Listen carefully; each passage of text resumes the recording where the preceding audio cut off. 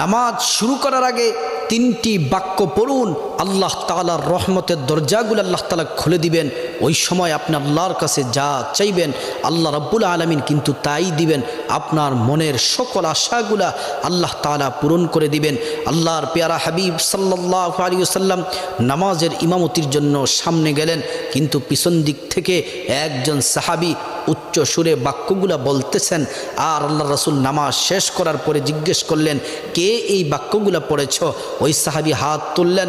আল্লাহ রাসূল বললেন, তুমি এই দোয়া পড়ার সাথে সাথে আল্লাহ তাআলা রহমতের দরজাগুলা খুলে দিলেন। তুমি ওই সময় যা চাইবা দোয়াগুলা পড়ে আল্লাহ তাআলা তাই দিবেন, সকল আশাগুলো আল্লাহ তাআলা পূরণ করবেন।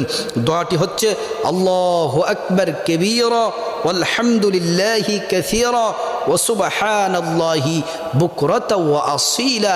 এই দোয়াটি পড়ার সাথে সাথে আল্লাহ তাআলা রহমতের দরজাগুলা খুলে দেন।